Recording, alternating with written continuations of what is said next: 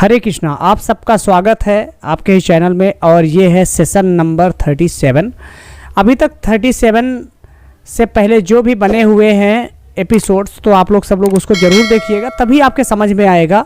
और इसमें मैं आप लोगों को बताने वाला हूँ कि अब आपको अगर सेलिंग करना है या फिर आपको बाइंग करना है तो कौन कौन से स्ट्रेटजी लगाना चाहिए, क्योंकि स्ट्रेटजी भी इम्पॉर्टेंट होता है और उसी के अकॉर्डिंग हमें चलना चाहिए। जैसे ये क्रूड ऑयल है, क्रूड ऑयल चल रहा है तो इसके पीछे भी कुछ ना कुछ लॉजिक होगा कि क्या रीज़न से ये गिर रहा है या उठ रहा है।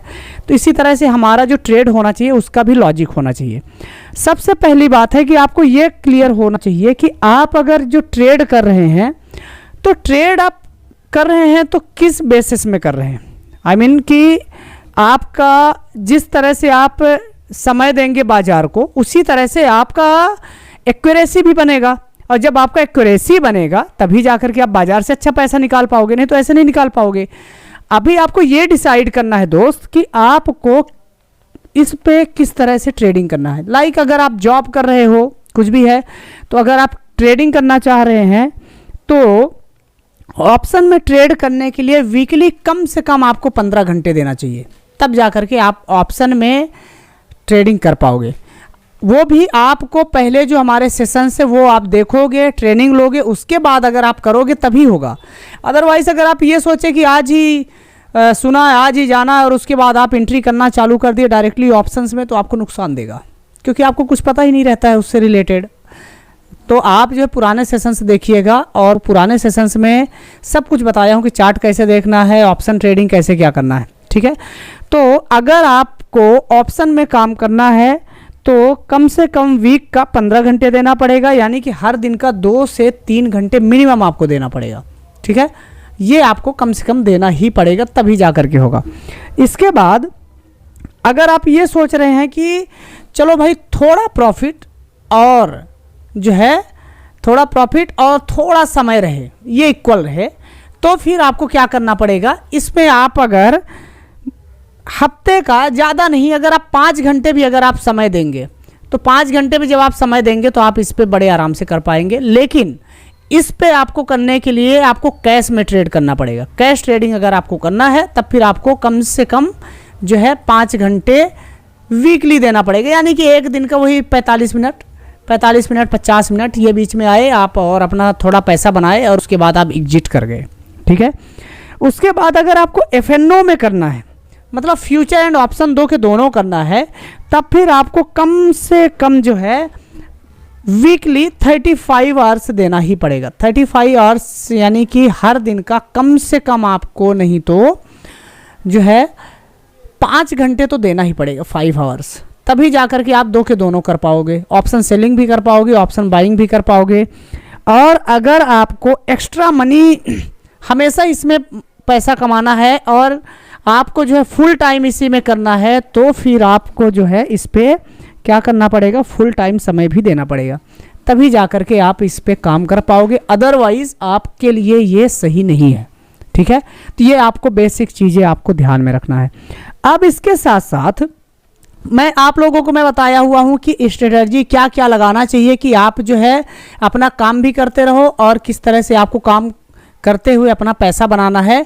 मैं पुराने वीडियोज में भी बताया हुआ हूँ, अभी इसमें मैं आपको बताऊँगा कि जो स्ट्रेटजीज होती हैं कौन कौन सी होती है। उसके लिए सबसे पहले आपको चले जाना है ऑप्स्ट्रा, सीधा सीधा है, ये है ऑप्स्ट्रा स्ट्रेटजी। तो इसमें जब आप जाएंगे तो ये ऑप्स्ट्रा का साइट ओपन हो जाएगा, और साइट ओपन होने के बाद जो है आप जो है इसमें लॉगिन कर लेंगे। अब मैं ये लॉगिन कर लेता हूँ। अब लॉगिन करने के बाद इस तरह से कुछ ये इंटरफेस ओपन हो जाता है। अब इसमें मैं आपको बताता हूँ कि इसमें बहुत सारे जो ये स्ट्रेटजीज बने हुए हैं। पहला ही बना हुआ है स्ट्रेंगल, ये आपको दिख रहा है, ये स्ट्रेंगल है और स्ट्रेडल है, फिर उसके बाद स्ट्रेंगल है, उसके बाद जो है स्प्रेड है, आयरन फ्लाई है। इससे रिलेटेड मैं आप लोगों को मैं पुराने वीडियो में बताया हुआ था कि आप लोगों को मैं बताने वाला हूँ। अभी मैं आपको जो मैं बताऊंगा, तो एक तो ये स्ट्रेडल बताऊंगा और स्ट्रेंगल बताऊंगा, और इसके साथ साथ मैं आप लोगों को बताऊंगा गट, GUT, गट। अब ये गट कहाँ से आ गया इन लोगों के बीच में? ये जो स्ट्रेटजी है ये भी जो अच्छे जो ट्रेडर्स होते हैं वो बहुत ज़्यादा इम्पॉर्टेंट है इसके लिए, ये भी मैं आपको बताऊंगा और ये इम्पॉर्टेंट भी है, ठीक है। अब ये जो स्ट्रेटर्जी होती है, जो स्ट्रेडल करते हैं, तो स्ट्रेडल में क्या होता है, स्ट्रेडल में क्या होता है कि जो भी है स्टॉक हो या तो फिर कोई भी इंडेक्स हो, तो उस पे एटीएम के प्राइस खरीदे जाते हैं और एटीएम के ही प्राइस कॉल और पुट दो के दोनों खरीदे जाते हैं। अब ये एटीएम ओटीएम क्या है मैं ऑलरेडी पहले ही बताया हुआ हूँ। तो एटीएम के कॉल खरीदे जाएंगे और एटीएम का पुट भी खरीदा जाएगा, दो के दोनों होगा, सी और पी दो के दोनों, ठीक, सीई और पीई दो के दोनों आपको एटीएम का खरीदना है, इससे बोला जाता है स्ट्रेडल, ठीक, स्ट्रेडल स्ट्रेटर्जी। दूसरा है इस पे जो दिया हुआ है स्ट्रेंगल। तो स्ट्रेंगल में क्या होता है कि इस पे ओटीएम का कॉल, ओटीएम का कॉल खरीदा जाता है और ओटीएम का पुट भी खरीदा जाता है, ये दो के दोनों जब किया जाता है तो इसे बोला जाता है स्ट्रेडल, ठीक। उसके बाद है जो मैं आपको बताया हुआ था गट, GUT, गट बोलो गुट बोलो जो आपको हो। तो गट का जो है इसके नाम से ही ये पता चलता है कि अगर ये गट है तो यानी जिसके पास गट्स होगा वही इसको करेगा, ठीक है। तो ये गट्स जिसके पास रहेगा वो कैसे करेगा, क्योंकि इस पे इन द मनी का कॉल खरीदा जाता है, ITM जिसे बोलते हैं, ITM का कॉल खरीदा जाएगा CE और ITM का पुट भी खरीदा जाएगा PE, ठीक। इसे बोला जाता है गट स्ट्रेटजी, ठीक है। इसमें जो है पैसे तो बनते हैं लेकिन पैसे लगते भी ज़्यादा हैं और इसमें रिस्क भी ज़्यादा होता है, ठीक है। तो इसके लिए जो लोग नॉलेजेबल होते हैं तो वही लोग इसको करते हैं।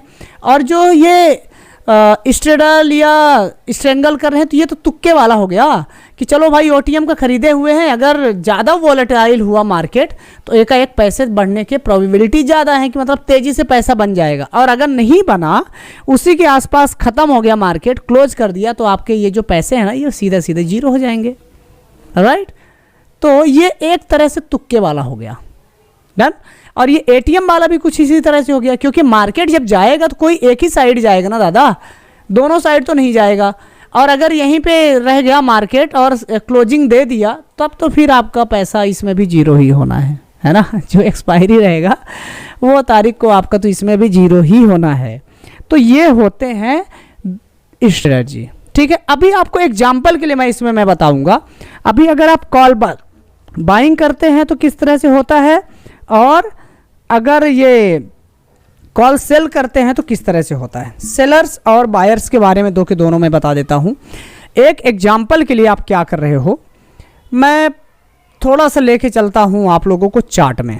अब चार्ट में लेके चलता हूँ, ये क्रूड ऑयल है, इसको होल्ड कर दो। चलो क्रूड ऑयल के बारे में भी आप कर सकते हो, ऐसा नहीं है, फिर भी देखता हूँ इसमें क्रूड ऑयल आता है या नहीं आता, देख लेता हूँ। क्रूड ऑयल आता है, शायद नहीं आएगा, यप क्रूड ऑयल नहीं आता है, डन। नहीं तो मैं आप लोगों को मैं कमोडिटी का भी इसमें मैं कवर करके बता देता था, बट कोई बात नहीं। इस पे आपको क्या करना है, जैसे मैं चला गया यहाँ पे निफ्टी 50। अब ये निफ्टी 50 है, ये क्लोजिंग इतने में दिया हुआ है, यानी कि इसका एट द मनी अगर मैं कॉल खरीदूंगा तो 18,750 एट द मनी कहलाएगा कॉल, और 18,750 एट द मनी पुट भी कहलाएगा, क्योंकि 18,758 है यहाँ पे, हम राइट।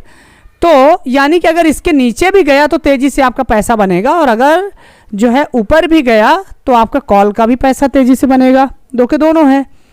यहाँ पे स्ट्रेडल लगा हुआ है, ठीक। तो मैं यहाँ पे एक एग्जांपल के लिए मैं कर देता हूँ, यहाँ पे मैं निफ्टी कर लेता हूँ, और निफ्टी करने के बाद मैं ऑप्शन कर दिया। ऑप्शन करने के बाद ये ऑलरेडी एक्सपायरी का आ गया, 29 एक्सपायरी का, और यहाँ पे मैं कर लेता हूँ 17,750 कॉल, ठीक है। ये कॉल मैं बाय कर लिया, ठीक। अब उसके बाद एक और यहाँ पे तो ये ऐड हो गया बराबर। अब उसके बाद मैं इस पे क्या करता हूँ, इसका मैं पी भी ऐड कर लेता हूँ, ये भी ऐड कर लिया। अब ये दो के दोनों हो गए, कॉल और पुट एक एक क्वांटिटी मैं बाय कर लिया हूँ एक एग्जांपल के लिए, तो मेरा इसमें पैसा कितना जा रहा है? पैसा मेरा जो जाएगा तो एस्टिमेट प्रीमियम अप्रॉक्सीमेटली 54,672, ठीक है। इस पे नेट क्रेडिट जीरो दिख रहा है आपको, यानी आने के भी चांसेस जीरो है और जाने के भी चांसेस जीरो हैं, ठीक है। जो साइड चल गया तो चल गया, तुक्का वाला है, राइट। मैक्सिमम नुकसान होगा तो हमारा इतना नुकसान होने की चांसेस है और 100% चांसेस हैं कि अगर कल इसी के आसपास मार्केट क्लोज कर दिया तो आपका नुकसान होना कंफर्म है, ठीक है। प्रोबेबिलिटी जो प्रॉफिट की है तो 45% ओनली है। सोचो 45% ओनली प्रोबेबिलिटी है कि इतना होगा और आपका पैसा कितना लगेगा, जो कि इतना लगेगा, ठीक, डन। अभी अगर इसी को मैं क्या करता हूं, इसको मैं डिलीट कर देता हूं। यहां पे प्रोबेबिलिटी 45% थी, चलो इसको मैं डिलीट कर देता हूं।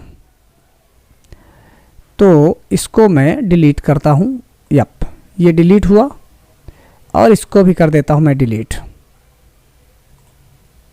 अब डिलीट करने के बाद अगर मैं इसी का मैं सेलिंग करता हूं तब देखो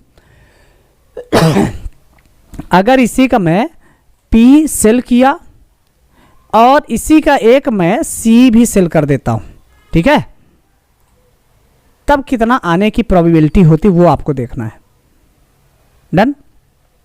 अब ये सेलिंग कर दिया मैं, इसमें प्रोबेबिलिटी है कि 54.67 यानी 55% आने के चांसेस हैं कि अपने पास पैसे आएंगे, ठीक है। अब इसमें पैसा कितना लग रहा है? पैसा लग रहा है ये, यानी 1,69,000 यानी 1,70,000 के आसपास आपका पैसा लग रहा है। नेट क्रेडिट कितना है? 74,672, इतना आपको जो है क्रेडिट हो सकता है अगर इसी के आसपास में मार्केट बंद हो गया तो। सोचो तो मैक्सिमम प्रॉफिट कितना होगा? 54,600 अगर इसी के आसपास मार्केट बंद हुआ तो, और ये प्रोबेबिलिटी है कि इसी के आसपास बंद हो सकता है, ठीक है। तो अगर कहां से कहां तक बंद होगा तो आपको इतना पैसा आ सकता है, यहां पे ये भी लिखा हुआ है, ठीक है। तो कहां से कहां तक बंद होगा, यहां पे आप देख रहे हो कर्सर में, यहां पे अगर कितने में बंद हुआ तो कितना प्रॉफिट एंड लॉस हो सकता है वो भी प्रोबेबिलिटी यहां पे बता रहा है ये, ठीक है। अगर उसके ऊपर नीचे कहीं पे भी गया तो फिर अलग बात है। तो यहां पे सेलर्स जो है ना पैसा कमाते हैं, डन। उसके बाद हम लोग दूसरे स्ट्रेटजी में चले जाते हैं जो कि है स्ट्रेंगल। चलो स्ट्रेंगल में जाते हैं। तो स्ट्रेंगल में जाने के बाद पहले मैं इसको तो डिलीट कर देता हूं, तभी आपके समझ में आएगा ना। यप इसको मैं डिलीट कर देता हूं और ये वाले को भी मैं डिलीट कर देता हूं, डन। अब उसके बाद ये डिलीट करने के बाद इस पे मैं आ गया स्ट्रेडल और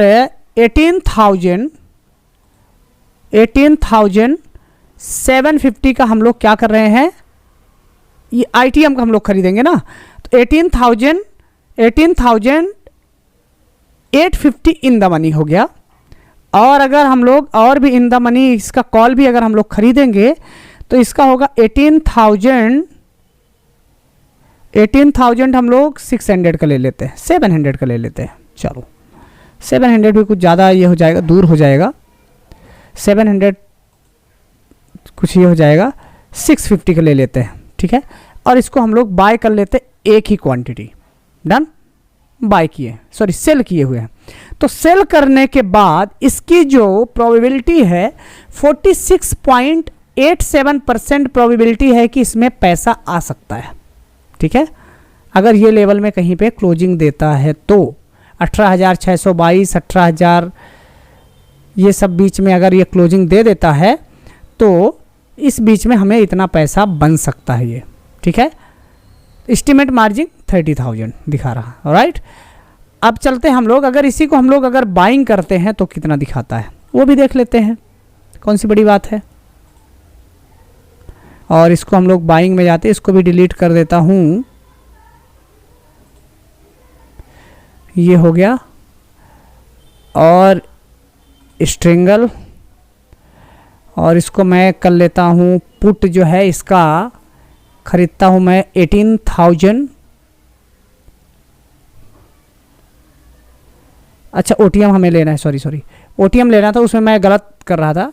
फिर भी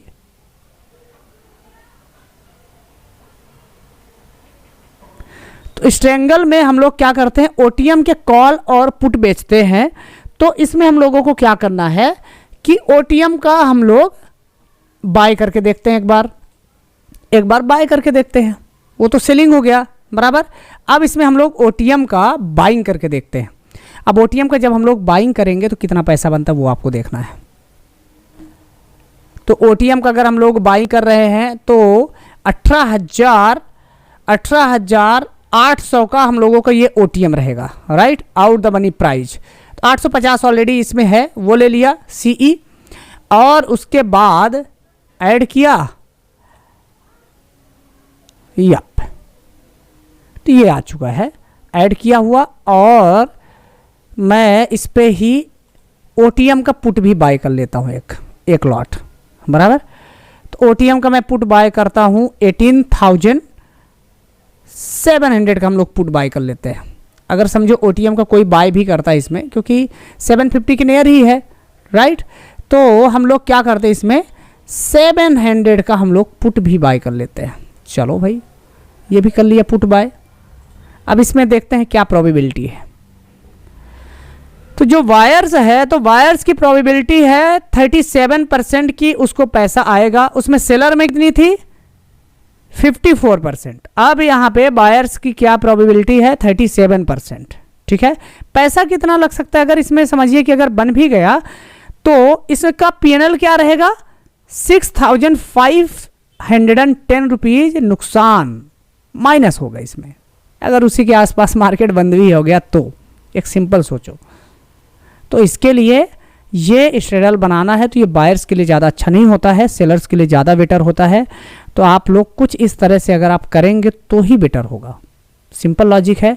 और अगर आप इन द मनी के दो के दोनों खरीदते हैं तो वायर्स को फ़ायदा होता है, सेलर्स को नुकसान होता है। लेकिन उसका अगर ये जो आप ग्रीक देखेंगे ना, तो ग्रीक में जब आप जाएंगे तो इससे पता चल जाएगा। आप बायर हैं तो आपका थीटा जो है तो ये देख रहे हो माइनस है, यानी कि ये जो है आपको नुकसान ही देने वाला है, सिंपल लॉजिक है, ठीक है। और अगर यही सेलर है तो सेलर का ग्रीक ज़्यादा रहेगा और ग्रीक देखना ज़्यादा ज़रूरी है। तो हम लोग मिलते हैं अगले वीडियो में। हरे कृष्णा।